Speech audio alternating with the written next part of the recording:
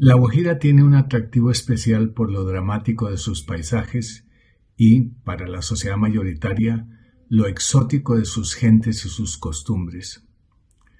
Hace 40 años, con la explotación carbonífera del Cerrejón, los embarques de marihuana y cocaína, la entrada de la guerrilla y su confrontación con los paramilitares, los Wayuu fueron noticia, frecuentemente trágica. La crónica de una masacre podría incluir los velorios y los pagos de sangre de los Wayuu, generalmente como algo exótico. Sin embargo, para entender lo que esto significa para los propios Wayús, es necesario entender cómo ellos le dan significado al mundo en el que viven. Este trabajo parte de la propuesta de que los seres humanos vivimos en universos simbólicos que heredamos de quienes nos criaron y del contexto en el que crecimos. Normalmente no somos conscientes de estas definiciones y asumimos que así debe ser el mundo, a menos que por alguna circunstancia tengamos otro punto de vista. Cuando yo era pequeño, los adultos me dijeron: los niños en la cocina huelen a caca de gallina. De una manera inconsciente y sobre todo emotiva, aprendí cuáles eran los roles de hombres y mujeres en la cocina, en mi mundo. Sin embargo, con el tiempo, viviendo en otros países, la cocina y la preparación de alimentos fueron parte de mi cotidianeidad. Si yo digo, esta mujer de empuje es la cabeza de familia y con el apoyo de los miembros sostienen la casa, le doy significado a muchos hechos sociales por medio de metáforas.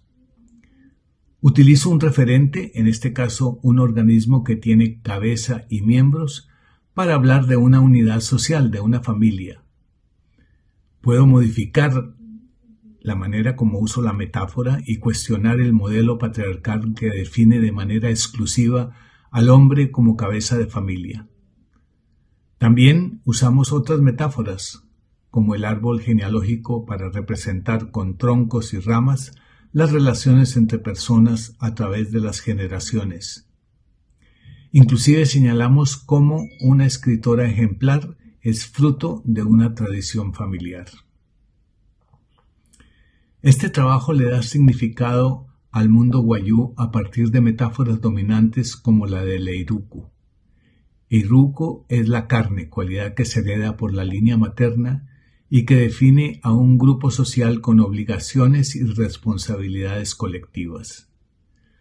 El grupo de quienes comparten la cualidad de la carne heredada de la madre, de la abuela, de la bisabuela, organiza el cuidado de los rebaños, las siembras, los pagos de sangre, los pagos de mujer, o la manera como se distribuyen las piezas de carne de un animal sacrificado en la ranchería. Inclusive la propiedad de la tierra se establece con la presencia de los restos de la madre, de la abuela, de la bisabuela, la presencia del eiruku en el territorio. De esta manera, con una metáfora de la carne, se le da significado a las prestaciones y en general a la actividad de los Wayuu. Hace 800 años los ancestros del pueblo Wayuu fueron expulsados de la selva amazónica a la península de la Guajira. Allí adaptaron la cacería, la pesca y la recolección a este medio desértico hasta la llegada de los españoles cuando adquirieron los ganados y con ellos transformaron radicalmente las instituciones Wayuu. Las prestaciones sociales incorporaron los caballos, vacas, cabras y ovejas como referentes de valor y piezas de intercambio. El ganado, como un bien móvil, facilitó la acumulación de riqueza y la estratificación social. En el siglo XX, enormes transformaciones vinieron en la sociedad Wayuu. El surgimiento de la economía petrolera en Maracaibo llevó a grandes migraciones de Wayuu a la zona del Zulia y luego a la zona urbana de Maracaibo. De esta manera, hay por lo menos 4 generaciones de Wayuu que han vivido en un entorno urbano lejos del territorio ancestral y sin embargo se identifican con las metáforas y las instituciones dominantes de la cultura Wayuu. Como dice Yuval Harari, los grupos humanos son definidos más por los cambios que experimentan que por cualquier continuidad, pero logran crear para sí una antigua identidad gracias a su habilidad para contar historias. ¿Cuáles serán las historias de los Wayuu cuando se den los cambios que se avecinan en el territorio ancestral a raíz de la transición energética? Esta es la historia que está por contarse.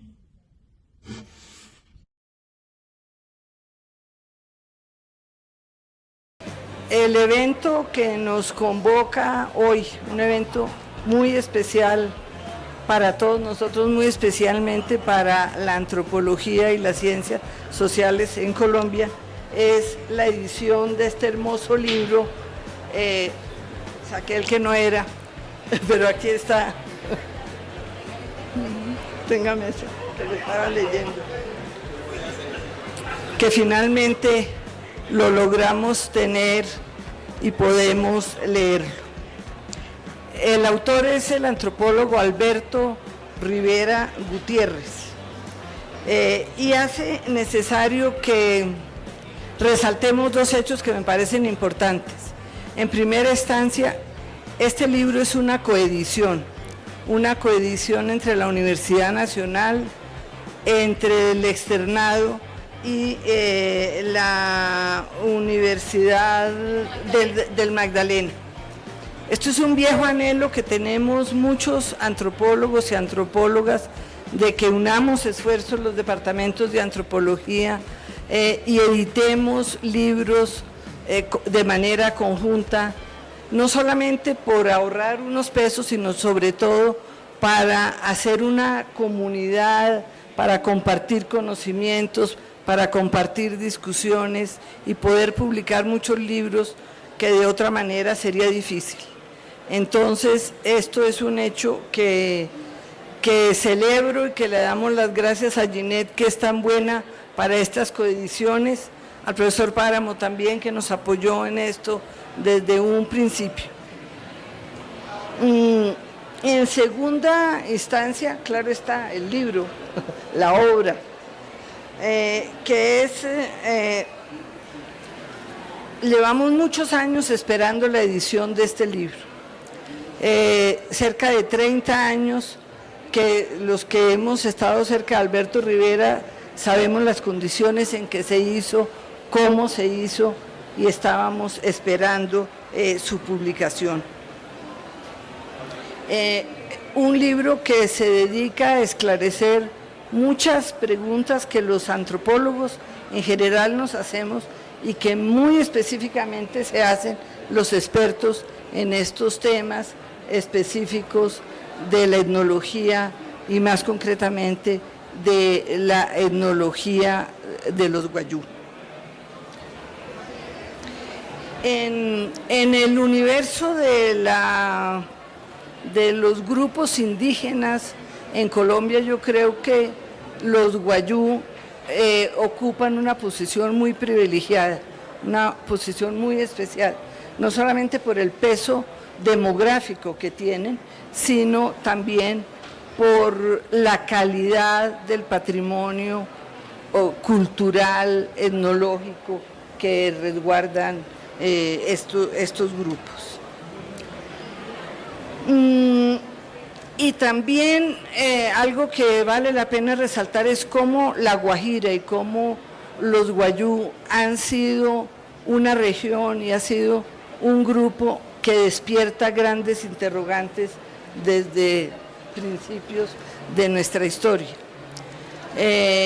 Despierta interrogantes no solamente por la belleza y conmovedor de sus paisajes, no solamente por la complejidad de esta cultura.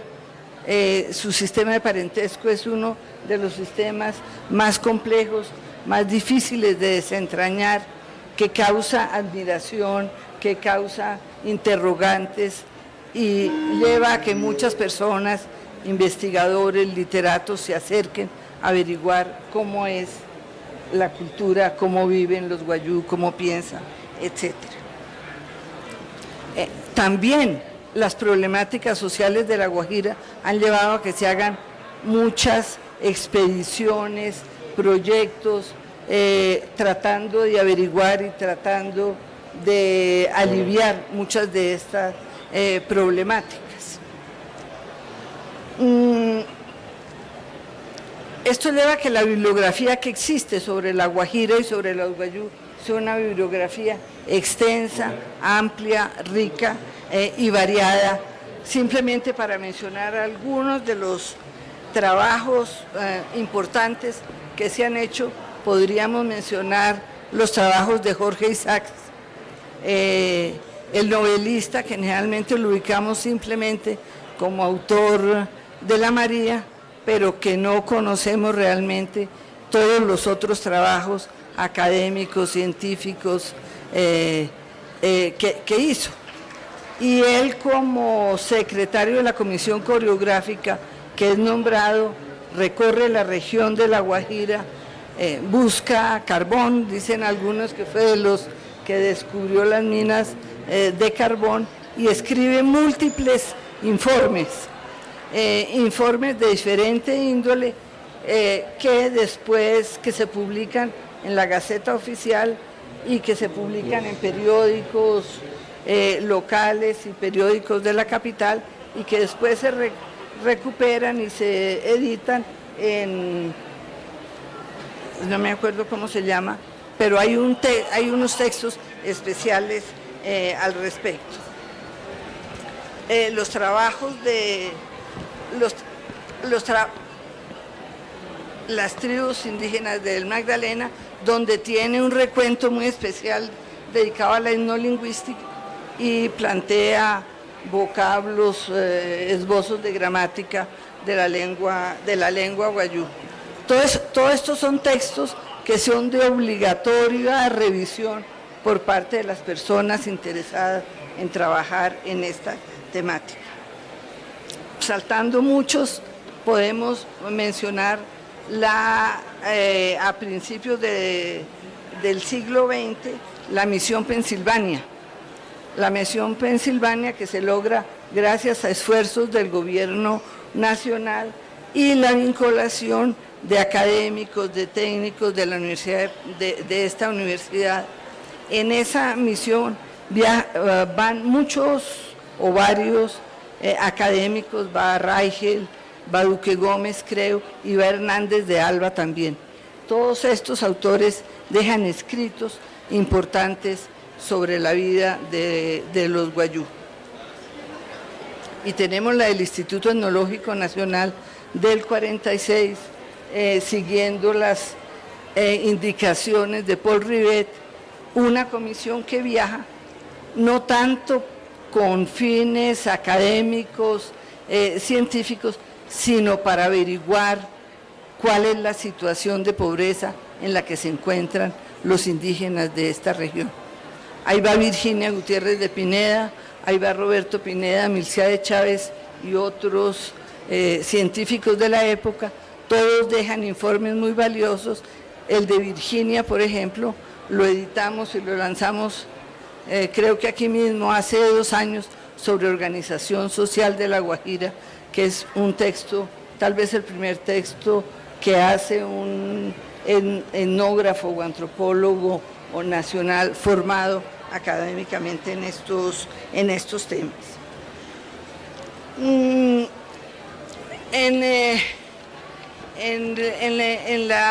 el siglo pasado los franceses vienen y hacen unos trabajos muy interesantes, los de Picón, los de... ¿Quién? Los de Perrin, sí, que son trabajos muy importantes, y hay otros trabajos desconocidos que sería importante tratar de recogerlos, que son los de Helmut Fuchs, el etnólogo austriaco, que tiene múltiples viajes a La Guajira, múltiples trabajos que los colombianos, los investigadores, poco conocemos. Trabajos que no solamente son importantes antropológicamente, etnológicamente, sino que sirvieron sobre todo en La Guajira venezolana para establecer proyectos de derechos humanos, para establecer proyectos de etnicidad, etc. Y en el siglo pasado se hicieron múltiples trabajos que se continúan en este siglo, no voy a mencionarlos. Los de Gerardo Ardila, por ejemplo, son trabajos de una calidad muy grande. Aquí está Claudia, aquí tenemos al profesor Guerra también, que han hecho aportes muy importantes.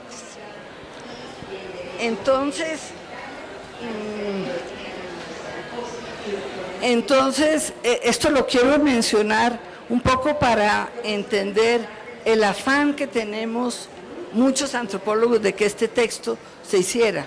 No es porque no hubieran textos, no es porque los otros textos sean malos o sean precarios, sino porque el texto de Alberto Rivera posiblemente tiene unas características muy específicas y resuelve unos problemas que son muy importantes.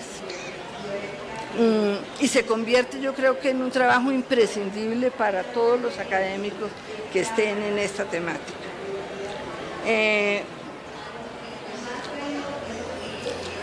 Bueno, sí.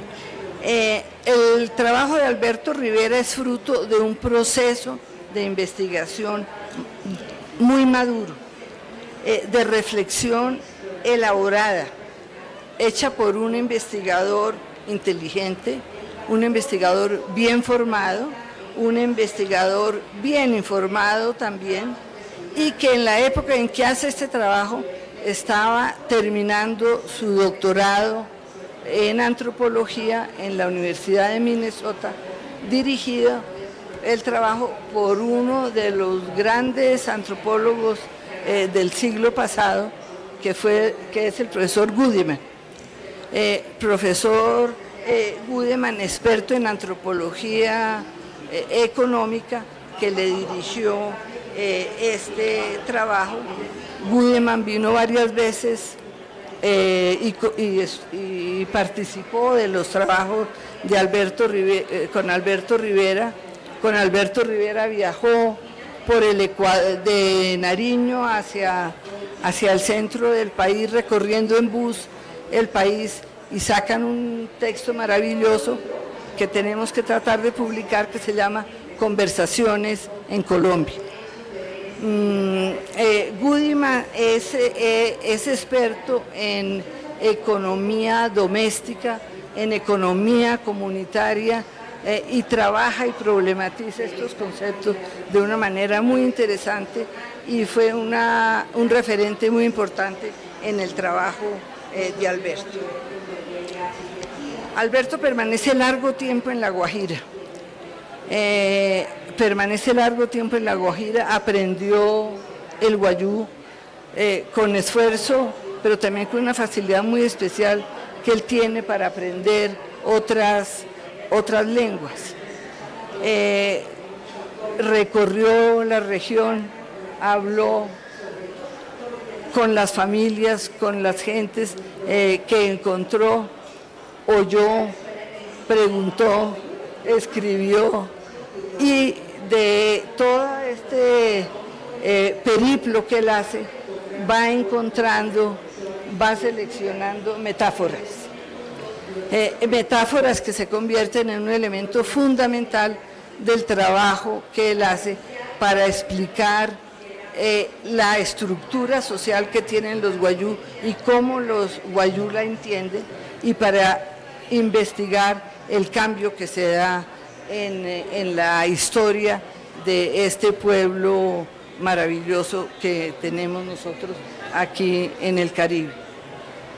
Nos narra la historia de los guayú, nos narra la historia de los guayú, historia que es muy especial porque los guayú eran recolectores amazónicos.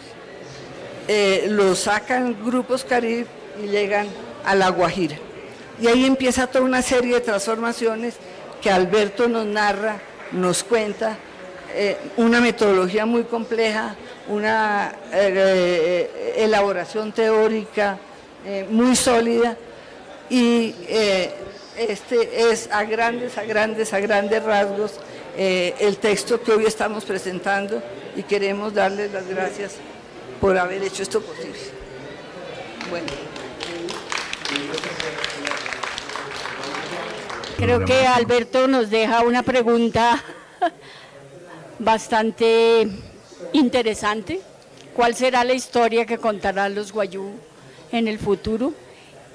Y por lo tanto yo no voy a hablar de eso porque tenemos 3 grandes invitados aquí que son quienes podrán hablar de ese tema y no yo. Yo voy a hacer una pequeña introducción y les voy a lanzar la pregunta a ver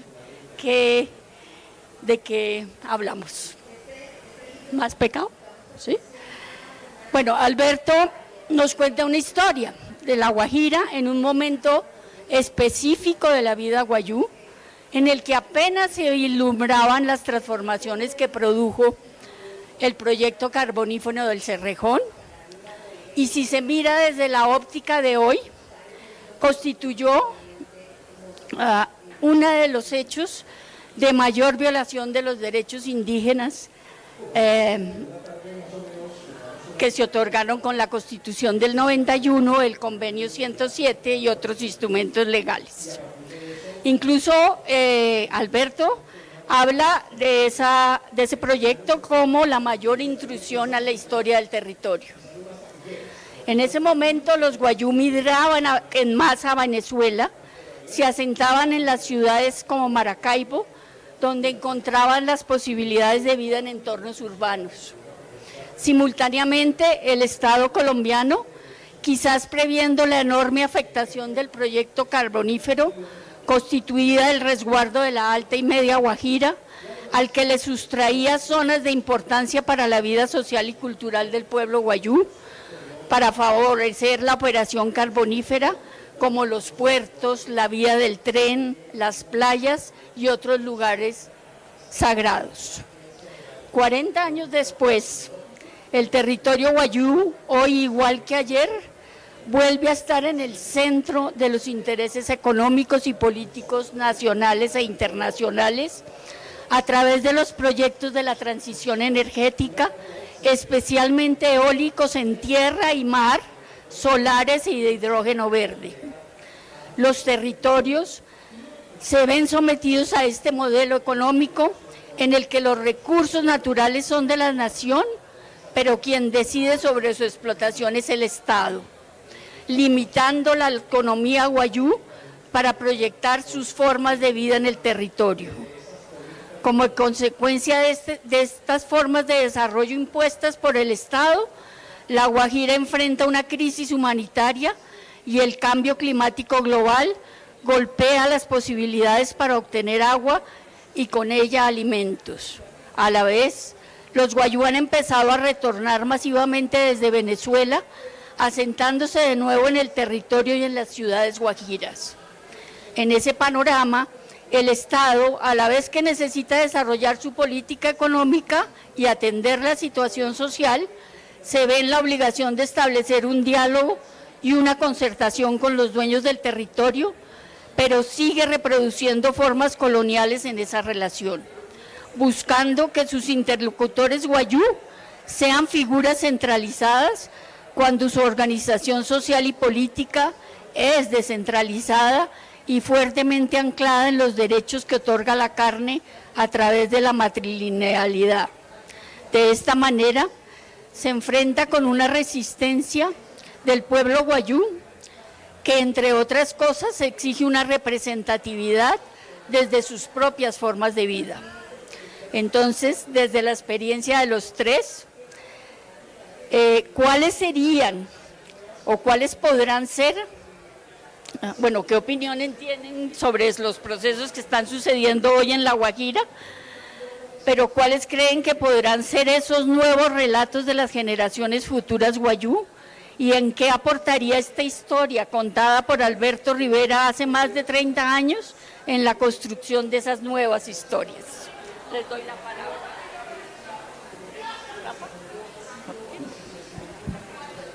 Lo que hay que escuchar.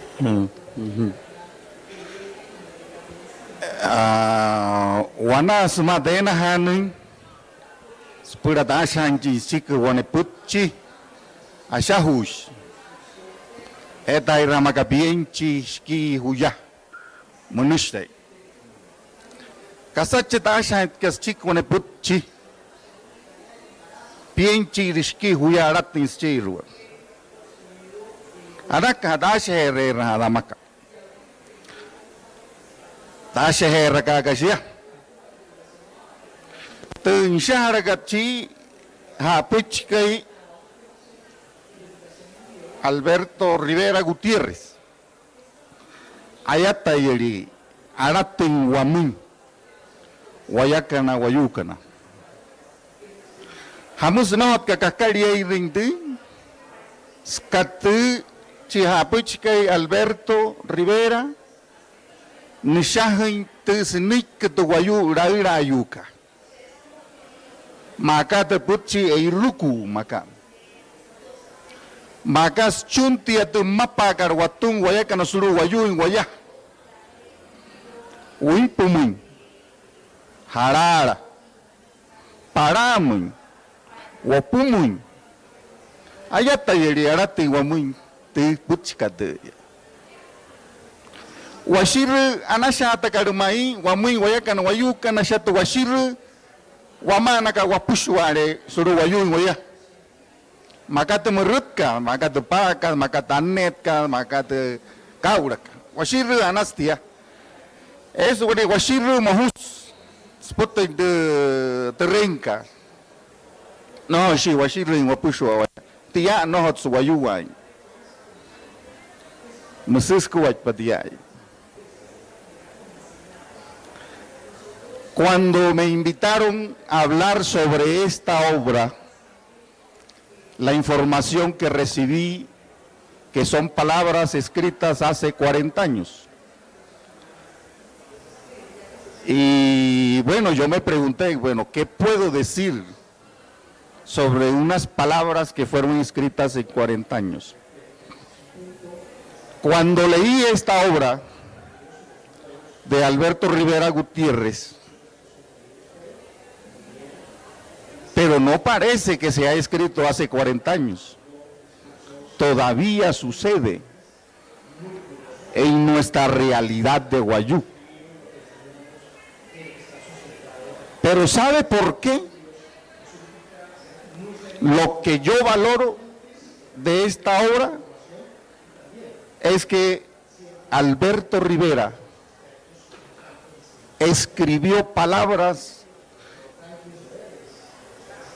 que contiene nuestra historia de ser Wayuu, que cuenta el origen de las historias para nosotros, como la palabra Eiruku, fundamental. Cómo nosotros nombramos el territorio y nuestra lengua. Entonces en este libro encontramos esas denominaciones, esos significados simbólicos, esas expresiones metafóricas, cuando nombramos los territorios como por ejemplo Wimpumun, el territorio que nos cuenta cómo fue que nosotros aparecemos en el mundo, en la tierra. La región de Paramun, la gran abuela salada, que nos conduce a través de sus olas innumerables para llegar al mundo espiritual de nuestros antepasados. Al lugar de Wopumun, aquellos abuelos, a través de su contemplación, observaba el movimiento de la Vía Láctea que se dirigía hacia esa dirección. Y la Vía Láctea para nosotros es el camino de los espíritus de nuestros antepasados. Y a esa dirección los abuelos dijeron, Wopumun, hacia el camino innumerable. Entonces esto es tan vigente porque el profesor lo escribió y lo plasmó en Wayunequi.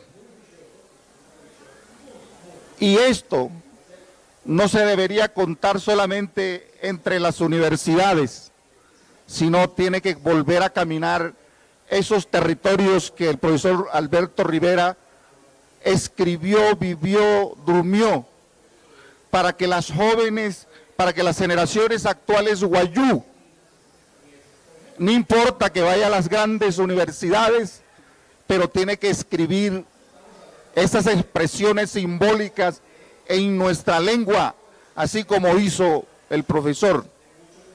He ahí la importancia, he ahí la vigencia de esta obra. Para volver a revitalizar ese tejido fragmentado, amputado, hay que decir Eiruku, hay que decir Wimpumuñ, hay que decir Wopumuñ, porque esas son palabras que nos une, que nos junta como guayú. No queremos más palabras que nos divida o que estigmatiza, que nos vuelven injustos, intolerantes entre nosotros mismos los guayú. Entonces tenemos que saber escoger las palabras académicas que nos va a orientar a la unidad y a la juntanza. La economía más exitosa que nosotros los guayú tenemos, y el libro lo referencia muy bien, es la adopción del caballo, de la mula, del burro, del chivo, del oveo. Esa es una adopción exitosa porque todos nosotros los guayú tenemos. Porque nosotros los guayú somos un gran tejido y somos una gran familia, hablamos una sola lengua, nos orientamos por unas normativas que muchos, como acá el mayor que tenemos, Wilder Guerra, también plasmó en un gran libro. Entonces, para que las cosas sean exitosas, se tiene que pensar desde lo guayú, para que no pierda vigencia, para que no digan diciendo que el pensamiento guayú es un pensamiento que hace parte del pasado, sino que todavía vive, ¿sí? Entonces está ahora cómo pensar el mar, ya no como la gran abuela salada, cómo pensar los vientos, no como los seres que enseñó a nuestras abuelas a danzar, cómo pensar el abuelo sol, no como ese abuelo que a través de su energía se convierte en fruto del cardón, del trupillo, del guamacho para alimentarnos. Entonces, seguramente la pregunta es, ¿la historia que vamos a contar a partir de esto va a ser diferente o va a ser parecido a lo que está en este libro? Porque si seguimos pensando y nombrando las cosas como guayú, entonces estos nuevos elementos seguiremos contando y compartiendo la sabiduría como guayú. Entonces ese es el gran aporte que nos hace el profesor Rivera para poder seguir existiendo como guayú. Escoger la mejor sabiduría y no quedarnos ahí con la herida y acusando todo el tiempo, sino ahora venga, dialoguemos y vamos a sanar a la tierra, a la mar, ¿sí? De toda esta destrucción que estamos haciendo a ella. Entonces vamos a dialogar como guayú. Muchas gracias, Rafa. Qué lección que nos deja aquí estas palabras tuyas. Le doy la palabra a Carlos. Sé que el tiempo es terrible, entonces, de una vez, a Carlos Manuel. Trataré de ser lo más concreto posible, siguiendo las palabras de Rafa en honor a la obra de Alberto. Yo quiero rescatar otro elemento, y es la profundidad de la investigación. Alberto no queda en una primera capa del pueblo guayú, sino que baja la investigación, profundiza en la investigación hasta llegar a la categoría más importante en el pragmatismo, el apuche. No se quedó exclusivamente en esa primera referencia en la investigación, sino que pudo brindar, más allá de componentes teóricos, elementos pragmáticos que le permiten a los distintos sectores, bien sean estas empresas, bien sea el Estado, entender cómo se debe dirigir al pueblo guayú, como bien lo decía Rafa, en una toponimia adecuada. Entender cómo se debe no solamente pronunciar ciertas metáforas del territorio y de la carne, sino también con quién debemos dirigirnos para entender cómo funciona la toma de decisiones al interior del pueblo guayú y cómo se crean definiciones parciales, pero que le dan sentido y significado a ese mundo guayú. Además de eso, de la profundidad de la investigación, hay un aspecto sumamente relevante. No podemos hablar de la transición energética omitiendo el escenario del cual partimos. Otra metáfora que podríamos utilizar es la que da Rodrigo Primi al definir justicia transicional. No hablamos de una isla independiente cargada de todos los elementos bonitos. La transición consiste en crear el puente. La obra de Alberto nos muestra esta primera isla. No podemos, si hablamos de transición energética, intentar posicionarnos en la isla siguiente. Nos ayuda a construir ese puente en el que, y con esto termino, hay un cambio fundamental entre el tiempo en el que Alberto hace su investigación y el presente, y es el cambio en una ética normativa en el país y en la humanidad. Hablamos ya no del convenio 107, sino del 169, hablamos de la Constitución de 1991 y una clase de derechos y sobre todo, insisto en esto, un cambio en la ética normativa. La diferencia es un valor per se en estos momentos inherente a la estructura social del Estado. Ahora bien, ¿cómo aplicamos esto? Y es lo realmente importante. Entendiendo las categorías esenciales del pueblo guayú y ver que las definiciones que le dan sentido al mundo no pueden recaer exclusivamente sobre uno de los dos actores que entran en interacción. Es necesario que los dos actores construyan ese puente. Ahí las categorías conceptuales que Rafa enunció, que Alberto describe en su obra, son esenciales cuando las sabemos aplicar en un contexto que ha cambiado en estos elementos, pero que lo fundamental, la construcción del mundo guayú, sigue vigente. Gracias.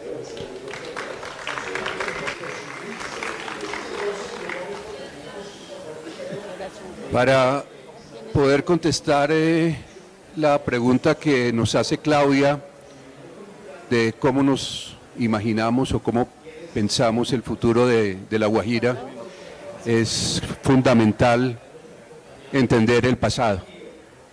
Sin eso no tenemos elementos concretos para responder. A grosso modo podemos decir que en la época de la colonia el territorio fue impenetrable. Ni los españoles ni los alemanes pudieron tomarse La Guajira, lo que nos dice una cosa muy sencilla, y es que tenían cómo, tenían el agua, tenían el alimento y tenían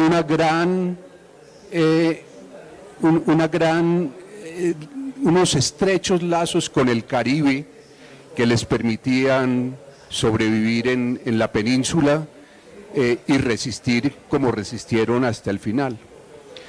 Luego, en la época de la independencia, hay un cambio completo en la política y se empieza a funcionar el territorio como un engranaje entre, digamos, la América horizontal que viene de Centroamérica hasta Venezuela y la que baja de norte a sur, ¿sí?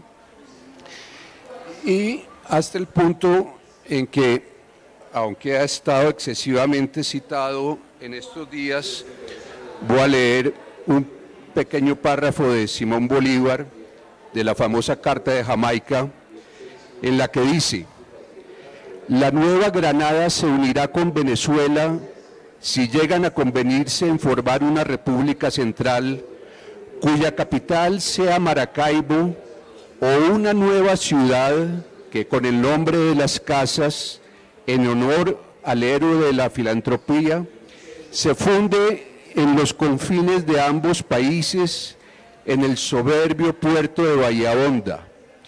Esta posición, aunque desconocida, es más ventajosa por todos respectos. Su acceso es fácil y su situación tan fuerte que puede hacerse inexpugnable.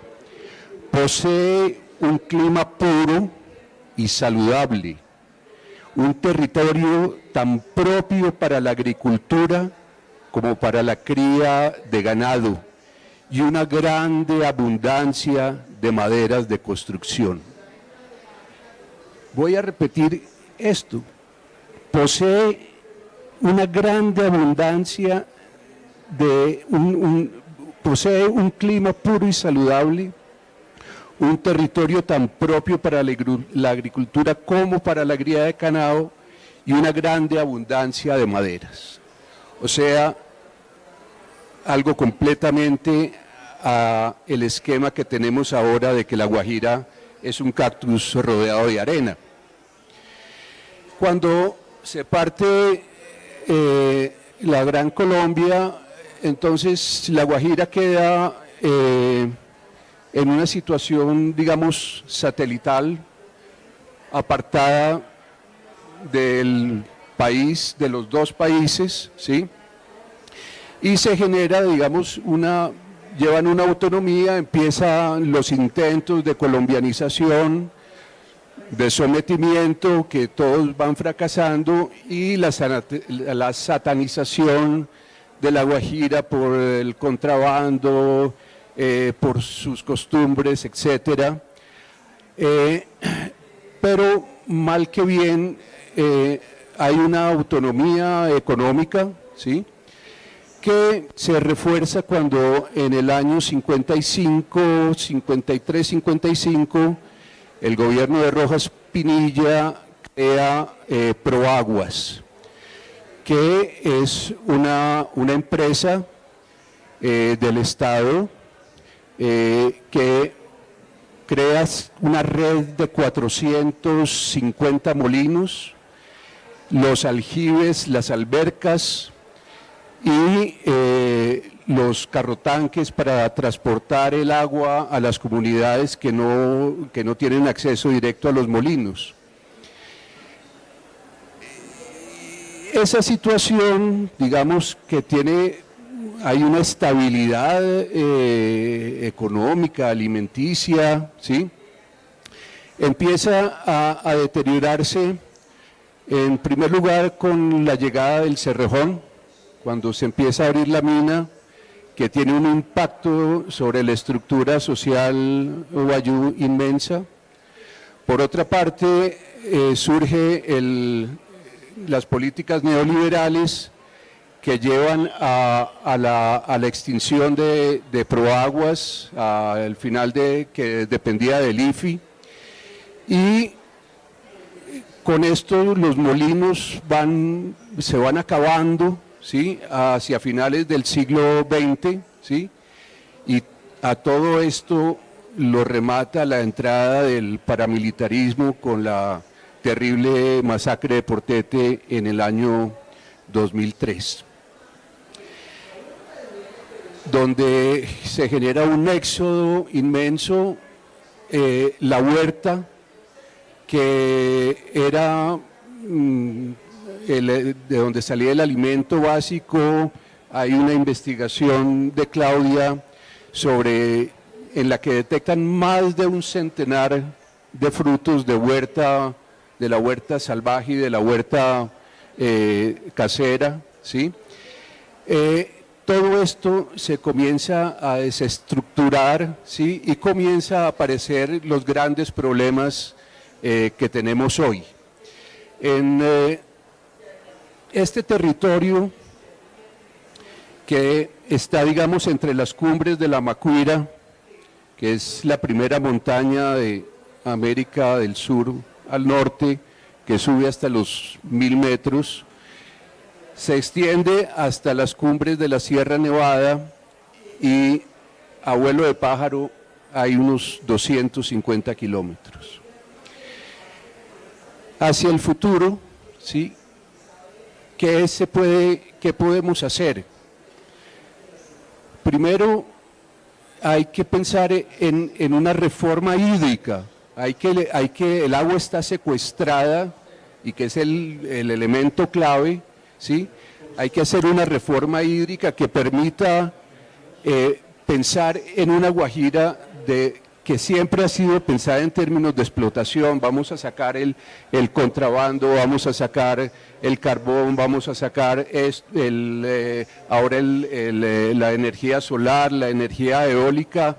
Siempre se ha pensado en términos extractivos, pero nunca se ha pensado en una Guajira sembrada, en la revigorización de la huerta. Y esto no es un sueño. A finales del siglo XX, la costa peruana, desde el Ecuador hasta Chile, era un desierto.